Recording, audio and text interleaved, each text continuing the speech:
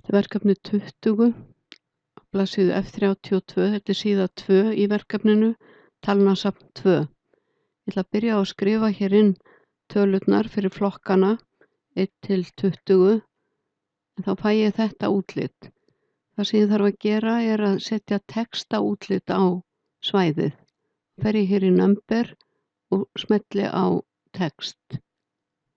Þá get ég skrifað 1 til 20, 21 til 40,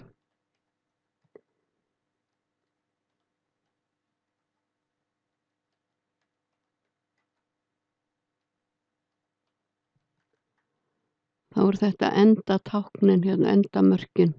Ég þarf að nota þetta þegar ég geri myndritið. Ég ætla að vista snöggvast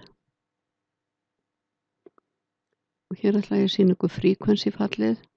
Það er svolítið öðruvísi en önnur fall í Excel.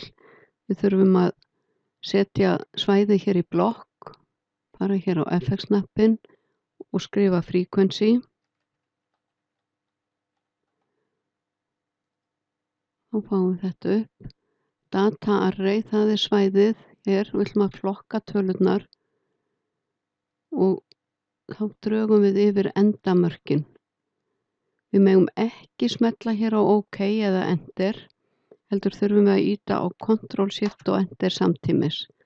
Þá fáum við tölurnar hér. Það eru 18 tölur í safninu á bilinu 1 til 20, 15 á þessu bili og svo framvegis. Þannig ég ætla að vista.